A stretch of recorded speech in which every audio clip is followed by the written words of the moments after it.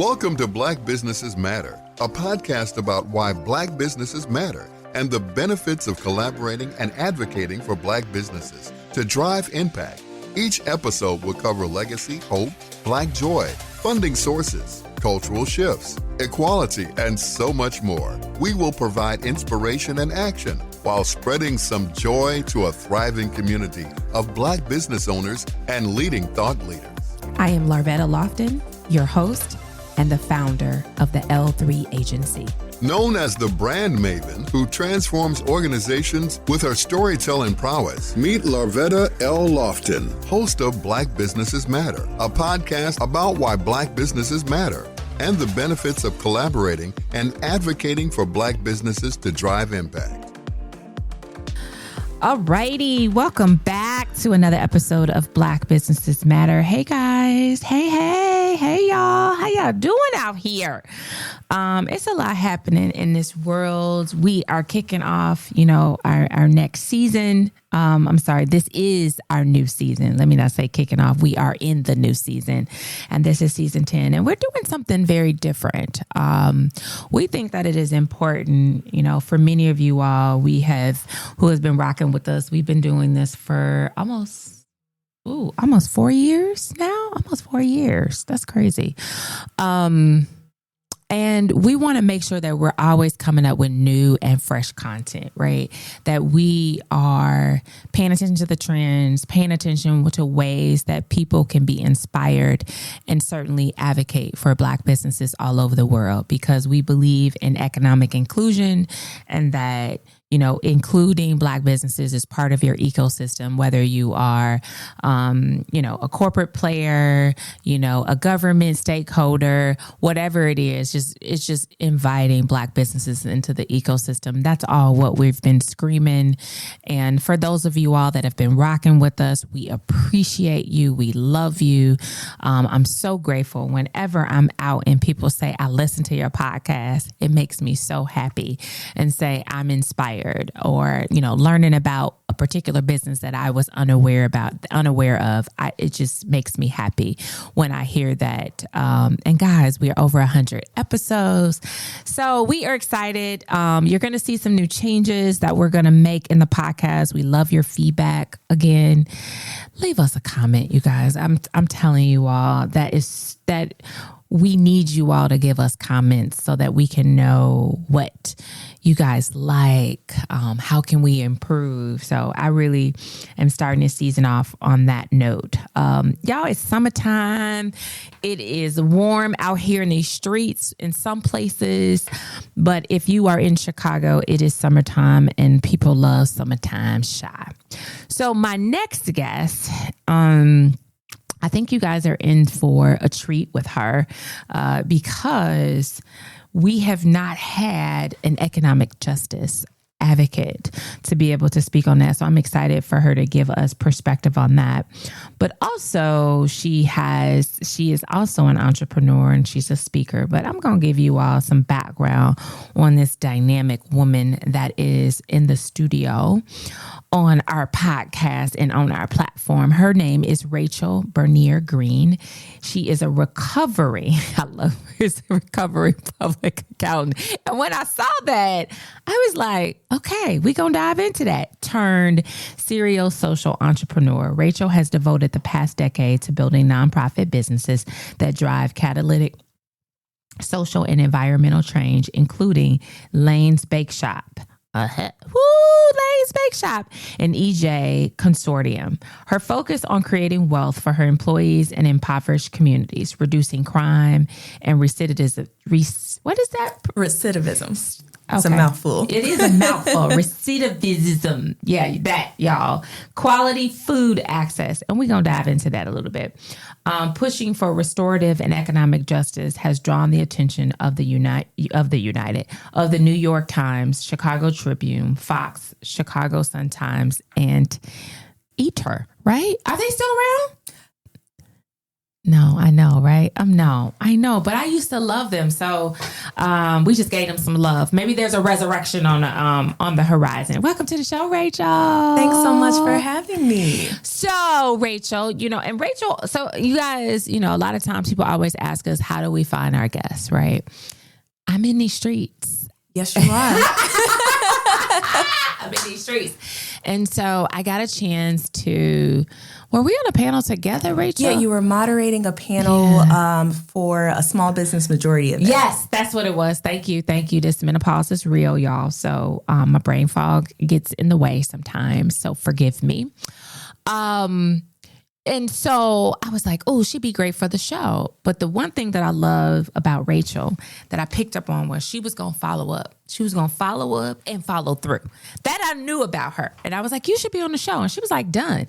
She went to our text line, guys, and that's what we do. You can text us to say you want to become a guest. And so she texts us, and here we are. I love when that happens because, I go to I sit on these panels, I go, and, people say they're going to do it, and then they don't. Mm-hmm. And then, I just, I think, Katori is my wonderful associate producer is like, yeah, but they ain't text us yet. So no, so I think that's hilarious. So Rachel, before we dive into who you are and what you do in this world, who is a Rachel as a little girl? Rachel as a little girl was a trip. I don't believe that, Rachel. Because you strike me as somebody that was like, don't do that. Don't do that. Okay, so tell me more.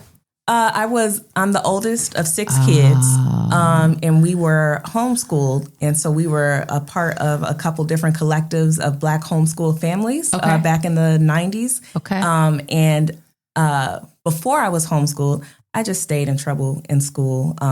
It was classic, what we now know to be ADHD symptoms, because I was talking a lot. I would read really fast. And the teachers were always, Rachel, or they would call me Raquel because of my last nerves. But yeah, Rachel it's right. Nothing about my name looks like Raquel, does it? I mean, no hype. I mean, what? Okay. I'm like the inventing new letters. Okay. Okay. But yeah, so I would stay getting in trouble because I just was not challenged in school. And so being homeschooled, I had the opportunity to work in a way that was really conducive to the way that my brain worked. And I was exposed to a lot about entrepreneurship early on and a much more well-rounded view of Black history than I would have if I was in the public school system. Wow. And that shaped a lot of who I was. So, as an elementary schooler, I was starting businesses. I had a cookie stand in my grandma's backyard down the street in Roseland. Wow. We had... born and raised in Chicago? Mm-hmm. Okay. Yeah. We moved out to the burbs when I was in school, and then I boomeranged back. Okay. So have been in a bit of both. Okay. But yeah, so I was starting businesses, employing my siblings to do things for me at a young age. For Halloween, I was dressing up like Oprah and Madam C.J. Walker. I love it. This has just, people say, I'm a trip, but that's just been in my blood for a very long time. Yeah. I don't consider it crazy, girl. Oh, not crazy. What? It was amusing sometimes. Amusing. Yes. I like that. Amusing. Okay. I like amusing. I love it. So were you a numbers girl? Like, what was your favorite subject? Oh, so that's actually funny. I did not like math. The reason I didn't like math is I have 2 brothers who are just math gurus. Okay. And so they were always, multiple levels ahead in math. Mm-hmm. And my brother that's right beneath me in birth order was always in the same level as me. And it drove me crazy. So I thought math wasn't my thing. And then my mom actually taught me fractions using a brownie recipe. And when she did that, I was like, oh, well, math might not be that bad because I like to eat. Wow. And then I realized I could sell those brownies. And so then apparently both of those things stuck because I ended up going to school and studying accounting, finance, and engineering, and found out that I love math when it has the right applications. Wow. That's awesome. That's awesome. And I say that because your mom found a way to make math super cool. And I wasn't I liked math. What I've later discovered is that I like making money. Yes. And I Yes. think that was the part. But if you start doing the fractions and the, calculus stuff, I was just like, yeah, no, how much did I make today? That was it. Right. Yeah. And so later, but I also think that numbers were not, numbers were based on, right, what you could buy, right? And so for me, it was like, oh, okay, well, if I made this, I could buy this, and so that's how I saw it. So that was the part that was interesting, right? And so I love that, mom was like, okay, let's add cooking. Okay, now you can do this. And then that's cool. That's cool, Rachel. What would people say about you behind your back? They would say that I am a big thinker. Some people still might call them crazy ideas, but they see them come to fruition. People would say that I am empathetic and really a giver. I love it. I love that because I do believe, as an advocate for economic justice, right? I think that while that term is a term that we hear, but not all the time. But I think to me, when I saw that, it was, how can I say, what would people say to build that trust to be an advocate around economics, right? And so when you say big thinker, that's a quality to me that an economic justice advocate would need to have, right? And so tell me about today, like today in this business, what is your primary goal? Because we're going to dig into this mental health. And I want our listeners to, ease into this because this is new, right? And I want you guys to really understand that while Black businesses are thriving and doing incredible things, many of us have multiple businesses. Many of us are serial entrepreneurs. Many of us have 3-4 jobs. And so I want to kind of go back to young Rachel and we work our way up, is having that, kind of this former recovered public accountant to the serial entrepreneur. Where did that come from? Yeah. And it's interesting. I'm glad that you kind of grounded our conversation in me as a child, because that was had a lot to do with my journey from working for some of the biggest public accounting firms in the world to becoming a social entrepreneur. So let's see, back at the last public accounting firm I was at, during my busy seasons, I was working 90, 100, 110 hours a week. And when I went home, I would just be so tense that I would start baking. I was stress baking. And my husband's like, why are you not sleeping? And I'm just like, I'm too amped up to sleep.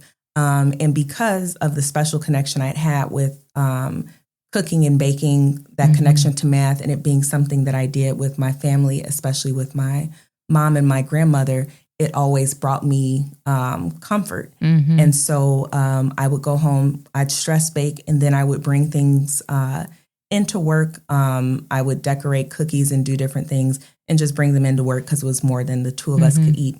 And people would always say, well, if you can do this, why are you here? And I would tell them that's a dumb reason to start a business. Just because you can do something does not mean you should have a business doing it. That's true. But the turning point came when my husband and I, we bought a home in Bronzeville, and I had been connected with some community development efforts there. And one of them was an economic development project where they were revitalizing vacant storefronts by inviting people to come in and have pop-up shops. And so I said, you know what, why don't I take, the stuff that I've been baking, and we'll go out and we'll join this pop-up shop and we'll see what happens. And it'll be a part of, bringing people out to these commercial corridors. And we went, and one of the people that tasted our products and saw kind of the ethos behind the brand and how we were using really clean ingredients and making things from scratch. She tried stuff, and then she left, and she actually came and drove back across the city after she tried it to come back to tell us, hey, Whole Foods is opening a store on the South Side and they're looking for vendors. You need to get your products in their store. And that was the very first pop-up event that I ever did with Laine's. We ended up going through that process, landing in Whole Foods. And they actually brought us in before that store opened. So by the time the Inglewood store opened, we were already in all of the Whole Foods in Illinois.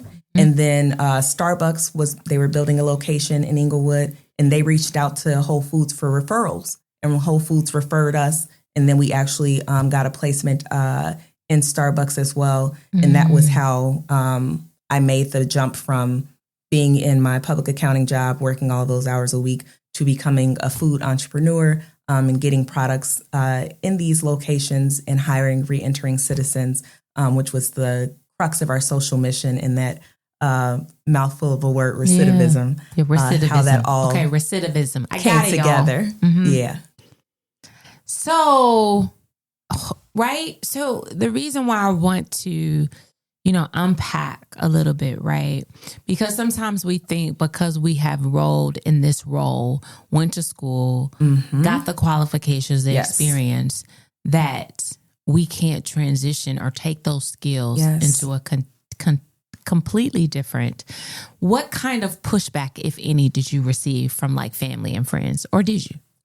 The pushback was more from me because my identity, and this is a uniquely American problem, but my identity was so tied up in my career.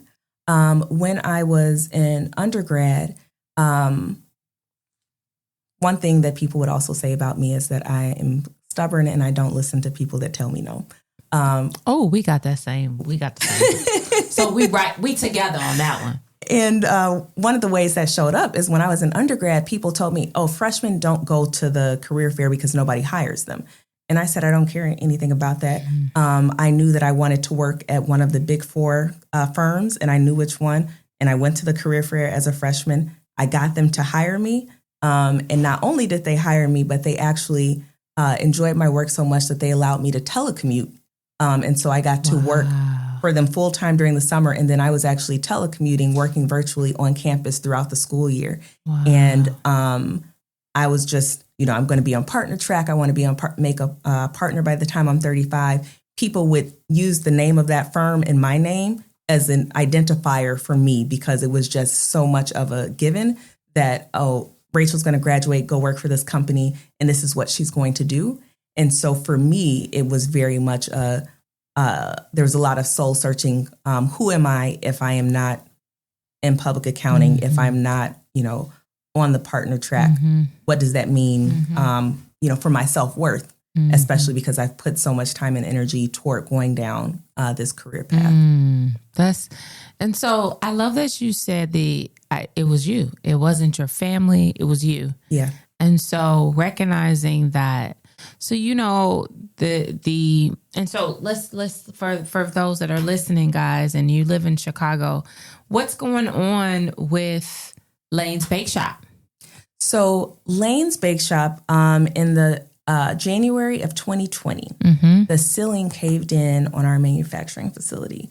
Like an entire, like a 12-foot hole with water and rotten lumber. And it was like something out of a scary movie because the water was coming through the ceiling and there was a crack that just kept expanding. And so like the crack would expand, the water would go, it would hit another electrical fixture, the light would short out. And so it just kept getting darker and wetter and darker and wetter.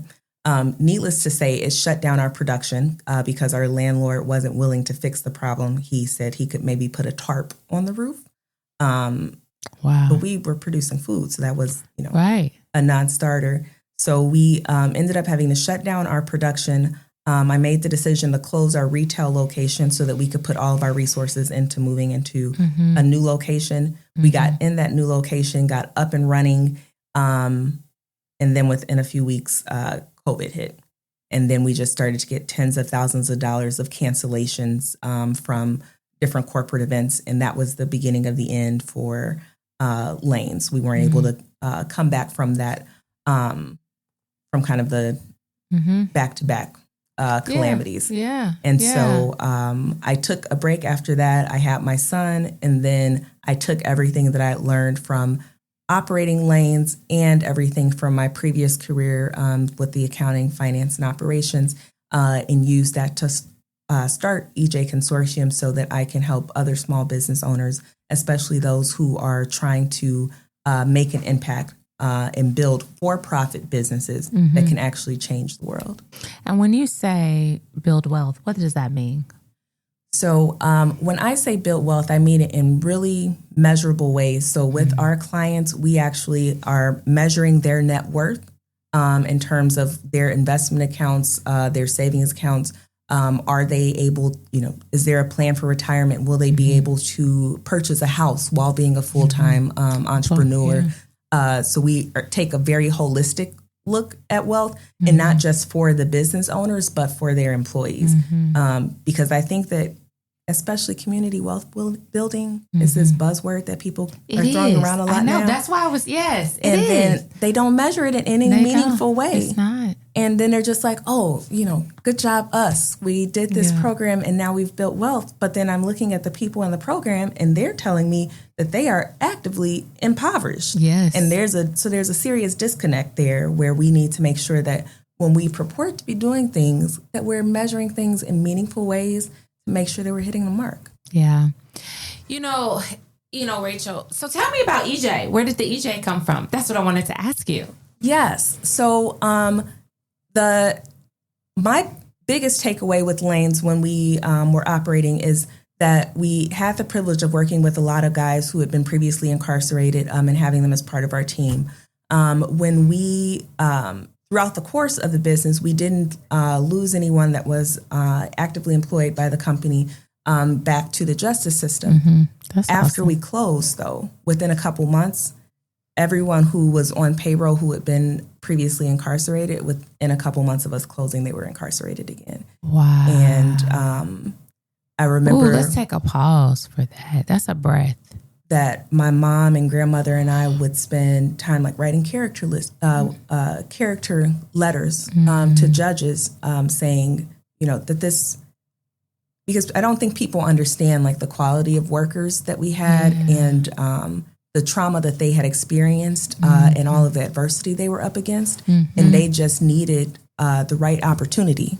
Someone who believed in them and gave them a chance to change their lives around. And my goal with Laine's, my exit strategy is I actually wanted it to become an employee-owned company. And so my goal was to take these guys who everyone else had given up on and to actually give them jobs and then give them ownership of a profitable company that then they could use that to, leverage that wealth to buy a home and really make a catalytic impact on their families. And so I knew the power that businesses could have if they were operating in more of this regenerative and justice-minded space. But I also knew that a lot of business owners who have those types of ideas that they're struggling with the basic finance and operations of their business, the things that I just so happen to enjoy doing. And so that's how EJ Consortium came about, because I said, look, I can sit here and solve these gaps and help build stronger businesses with a focus on the finance and operations side. And that means that we're doing everything from bookkeeping to fractional CFO services to helping small businesses start up and do that work in a way that shows them how to build thriving, profitable businesses that create holistic community wealth. Got it. And so it basically takes everything that I've done to this point and allows me to leverage it to make a significantly larger impact than I would if I started some other business and was only able to impact my employees, for example. So there's nothing, EJ doesn't stand for anything? Economic justice. So, gotcha. Yep. So I love that. I know that there has to be, I always like to know the origin, the why. Yeah. Because I think that's the brand person in me. We want to understand the whole story before we're able to share what somebody does. What's their story and why? And so that I got it. So that is ejconsortium.com, guys, for those that want to check out. You're listening to Black Businesses Matter, and we will continue our conversation in a second. But first, take a listen to this special message for our BBM fam.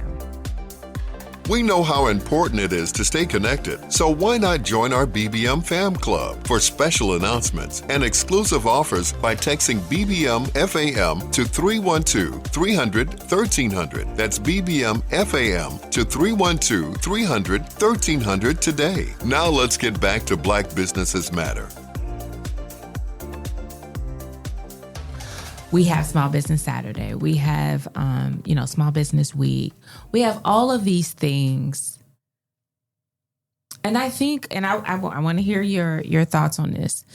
I think we do. I don't like, how can I say this? I don't like the word small businesses in some reasons because we're going to get to this trauma, right? Mm-hmm. Because when I think of small, right, that means we think small. We see ourselves small. We say, I just got this little small check or this little or this. And so in some regards, right? And so one of the things that I used to say is you can have a big brand that has an enterprise, right? That's enterprising because, right, small businesses, I think there's micro businesses and then there's small businesses and then there's enterprise businesses, right? There are a lot of enterprise businesses that make a lot of money, but they're considered small businesses in some communities, right? Then you have people that are small businesses that really are micro businesses, right? And again, you just, every time, what you kill, you eat, and that's it. You're not able to scale, right? And then sometimes then you have your small businesses where I think, comes into place where you've got maybe you may have an employee, you've got some little bit of funding, you've got this. And we don't understand where in some rooms we have to determine where we use that word. Right? Yes. Because I have been in spaces, full disclosure, company, they get about 7 million. They are a small business. Yes.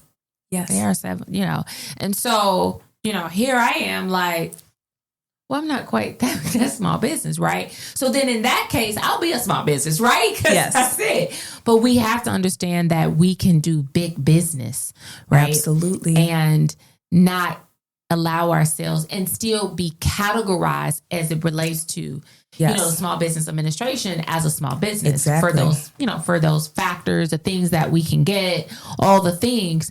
But we have to be careful that we don't speak that word into, and I would love to hear your thoughts around that.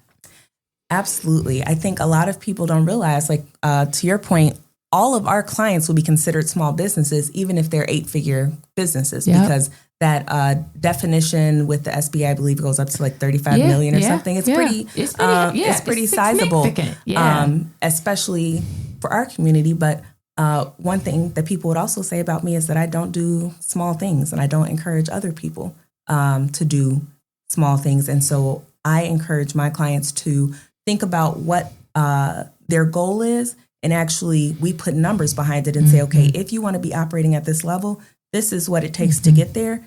We're going to operate as if you are already there. We're not going to set up systems for you to just get by. And so if we have people who want to be solopreneurs and they just want kind of like a lifestyle sustaining business, we treat that one way. But if we have people who are trying to scale and actually create jobs, then we have to treat that a different way. But regardless of what your end goals are, we don't show up small and we don't shrink. I love that. Because I spent so much of my corporate career shrinking to make other people comfortable. And that is one thing that I have determined as a small business owner that I no longer do. And I don't show up in spaces that require me to shrink. Absolutely. Set us up right for this topic of mental health, right? And so one of the things that I wanted to do different is I want us to get kind of cut open the fat, right? We talk about these amazing stories, and we've had some incredible stories. And sometimes we see the outcome and don't necessarily see the work, the trauma, the loss, all the things that impact how we show up in our businesses. And so what I would love to ask you is how have you seen mental health impact your clients? If you haven't, that's fine too. You're like, hey, Larvetta, we haven't seen it, and that's great. But how have you seen it? And then how have you been able to address it? That is maybe one of the favorite questions I've ever had from all of the podcasts that I've been on, because I feel like in business spaces, we don't take the time to talk about this enough. And one of the things that I'm most proud of when it comes to both my team and my clients is that I have created a safe space where people can show up as their entire selves, and that they also are safe enough to be vulnerable with how they are really feeling. And so often when I meet with my clients, they might have had something traumatic going on with a family member, and they always feel safe to say, it's not a default, oh, how are you doing? Oh, I'm good. Actually, this is how I am today. Yeah. This is where I'm standing. So not even thinking about the pressures of entrepreneurship and how that, impacts people. But I think that that's kind of the baseline of it, is creating spaces where we actually can have real conversations about these things, both with my team and with my clients. And how I've seen this show up with clients a lot, it is with the stresses of entrepreneurship, that they often feel alone in certain areas, not realizing that the stresses that they are dealing with are things that a lot of other small business owners, are also facing.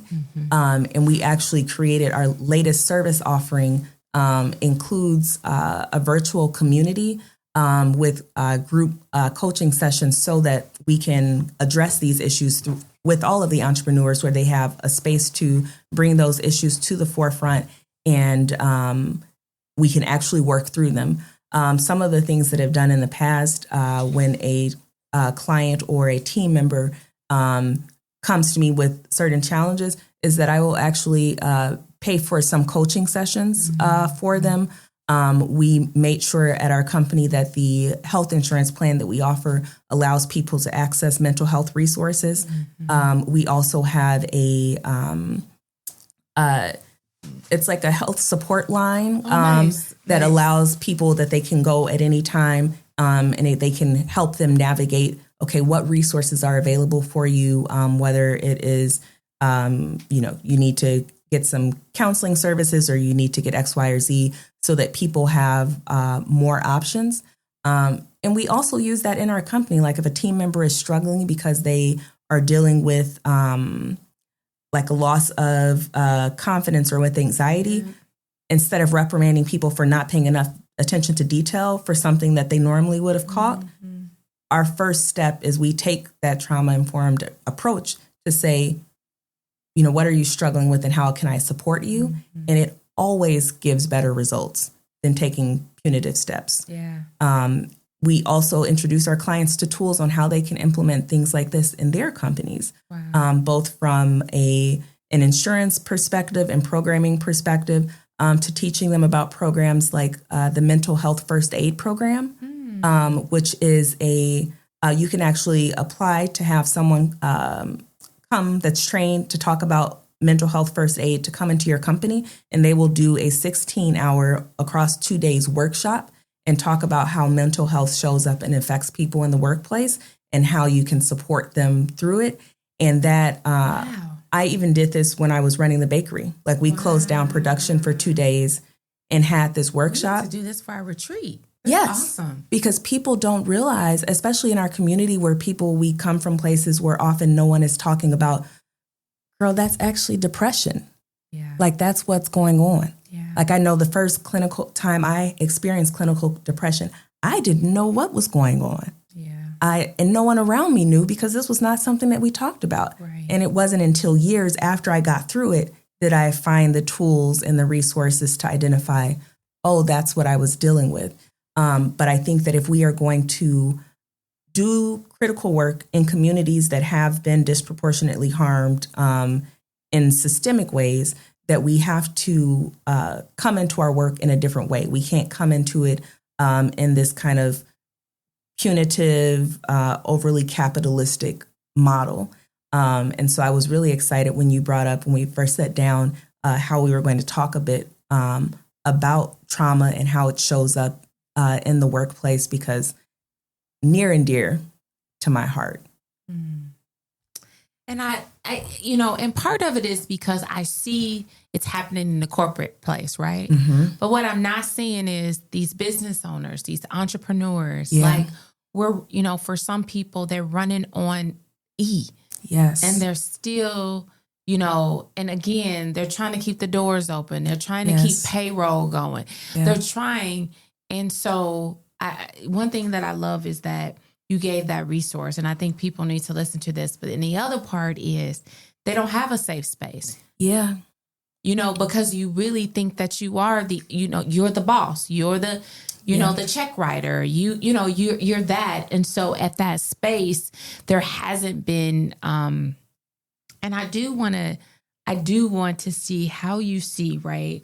When you think about this have we just been modeling a behavior that wasn't sustainable from the beginning? Absolutely. Yeah. Absolutely. That is one of the things that, and people who have known me for a long time are always shocked when they hear me say this, because that is one of my goals for my clients at EJ Consortium, is not just that we, make them stronger financially and make them stronger operationally, but that we are actually getting the business owners to a place where they are working less and that they have wholeheartedly rejected grind and hustle culture, because that does not serve us well. And we have bought into this lie that you have to always be hustling and always be going, and that it is a badge of honor to say, oh, well, I'm just so busy and I do. That is not how we were designed to live. And all of the research tells us that it's counterproductive. I know. But no one talks about that, because I used to wear that like an S on my chest. Baby, I used to be like I'm out here hustling. And then people would even tell you, what you hustling today? What you got go? Yes. Like it was like a term of endearment, actually. Right? Yes. Because we place value in that and say, oh, well, I have a great work ethic. Yeah. But is work, if I'm working myself to death, who is that serving? Yeah. And I think that, this idea of, chasing after whatever that is, and so I see this correlation, and guys, I'm going a little deeper. I think that when you see these entrepreneurs doing their things, I also have seen a lot of entrepreneurs die. Yes. Not knowing what they were experiencing. And I do think that because we have this hustle mentality, that we're not living optimally. No. Which means that, right?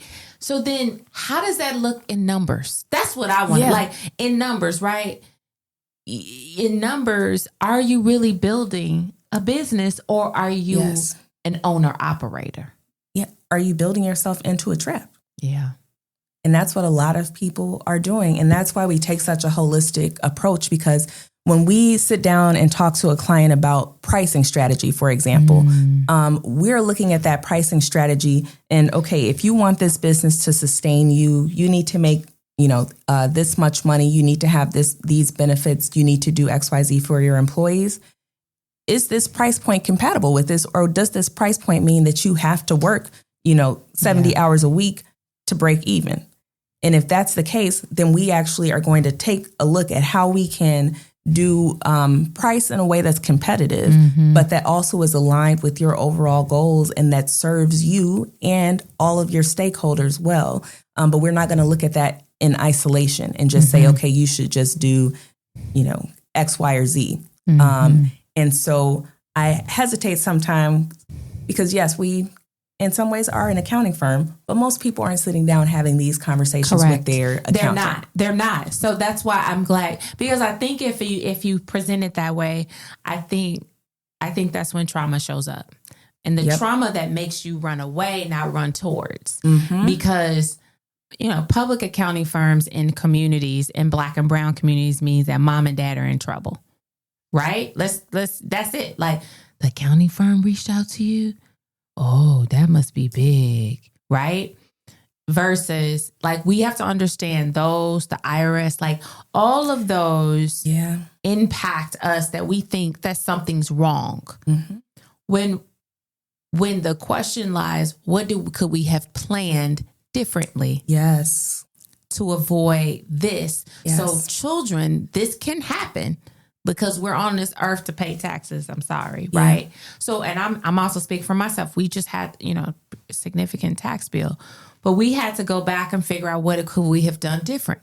Now you talk about trauma, which is why I lost my mother in November of 23. So there was a significant loss that I couldn't move at the same level because of that. So I have to openly say it because so what's the question? Why didn't you plan? Well, you want me to? Yeah. That's a space. So then I've learned that that's my space and that is what it is. And it's nothing I can do. But I do believe if it were probably 10 years ago, I think I would have kept moving. Yeah. And didn't think that was something that needed to be said. Yep. But it did impact the things that I needed to get done, you know? And so I do want to ask this before we wrap up. How do people as business owner really think that they are mentally, and I'm going to use the word, because I think when people think mentally ill, right, we think that they're in the mental institution, right? Right. But that we could be mentally triggered, right? We could be mentally troubled. We can experience anxiety, all these things. Do you think as business owners, as the owners and the founders and the principals of our business, do you think that we respond well to it? Or are we responding to do what we want to do for our employees, but are we, as the owners and founders, are we doing the steps to deal with our own mental issues and trauma too? What I have found is, with few exceptions, no. Yeah, I figured that. Yeah. And I think that's where we got to get to. We got to get to, as the heads of these businesses, you've got to be well to ensure a holistic, company. Exactly, because that leaks into your culture, which shows up in your team's performance and then how they show up. And so it's critical that we are acknowledging this, taking the steps to deal with it, and I think most importantly, not pushing that stress that we are not processing down onto other people. Because that's one of the most destructive things that I have seen with clients if they're in a space where they don't know how to manage the stress that they're under. And then they push it down in ways that is destructive to their work, to their team. And often they don't recognize the damage that they're causing until it's too late. Yeah. And a lot of times that's why the business fail. Yes. Because I don't believe, so let me say this. I'm not a firm, I've done some research and they say, most businesses fail in the, first 3 years. I don't believe that. I believe most businesses don't fail when they don't do the work and plan properly in those 3 years. Because doing the work to understand research, to understand and doing the work that others are great at, not you're great at. Because the reason why I say I don't believe that, because I know a bunch of friends that started businesses and did very well. I mean, they actually matched their salary leaving. So I'm learning that that's, again, to keep us in poverty, in that poverty mindset. But I also think that means that you've got to do that holistic and mental work. Yes. I think that's the difference. Do the work so that your business can flourish and thrive. Yeah, because that gets you unstuck and allows you to spend time actually working on your business and not just working in your business. And being able to step back and take those strategic looks to determine what you should do next. that's not something that we can do Yeah. when we are struggling mentally. Yeah. And that's why it is critical, not just for our own physical wellness, but it is, critical for our fiscal wellness Fiscal as well. wellness. That's a word. Fiscal wellness. Did you hear her? Fiscal. We got to work on our fiscal wellness. This has been delightful. This was a topic that I was nervous about, but you really just helped us understand that we need to talk. We got to make this season a big season to really address that. And, we always ask, why do Black businesses matter in this mental health state that we're in? Why do they matter today? So we know that outside of home ownership, that entrepreneurship as thriving entrepreneurship, because I want to differentiate that from kind of the entrepreneurial poverty that a lot of businesses get stuck in.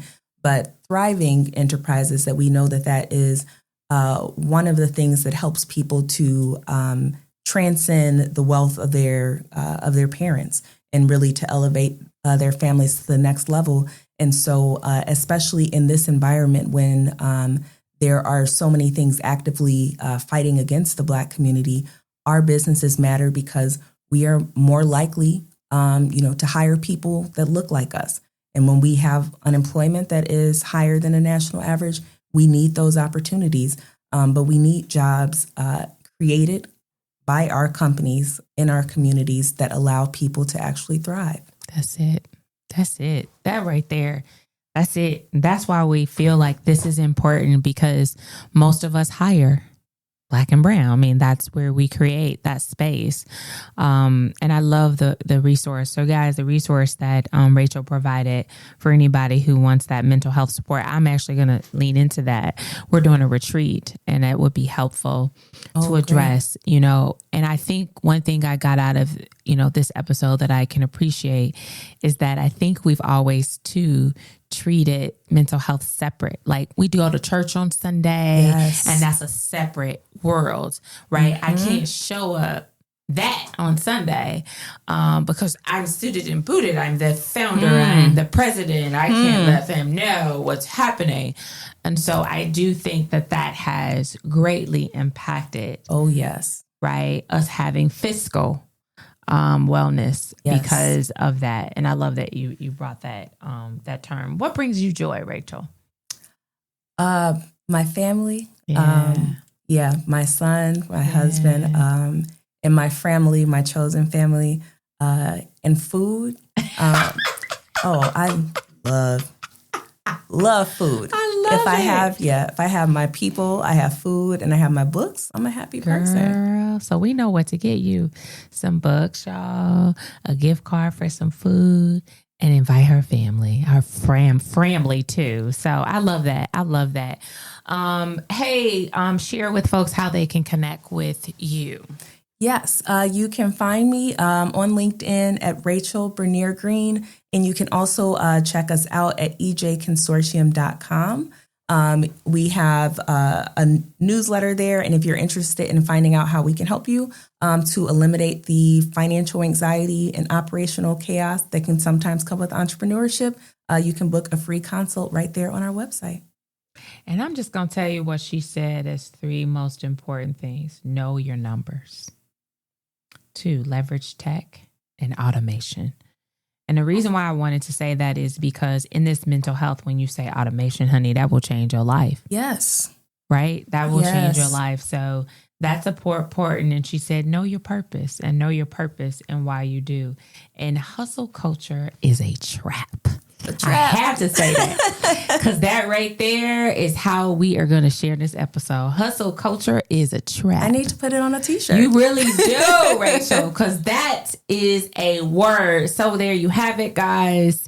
Rachel just really set and centered us today. Thank you for centering us to let us know that hustle culture is a trap. So if you are out here hustling, you setting yourself up And I'm just going to say that you want to thrive in this world.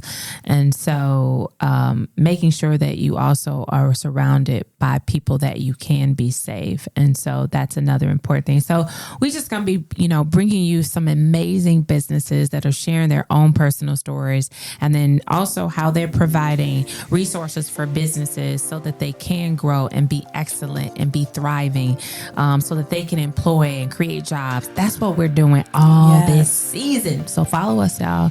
Keep up with us, because we're going to keep up with y'all. See you next week. The Black Businesses Matter podcast is produced by the L3 Agency, a culturally sensitive influencer, marketing, and communications firm in Chicago, where relationships are our currency, passion is our profit maker, and people are our bottom line. Follow us on Instagram at Black Businesses Matter.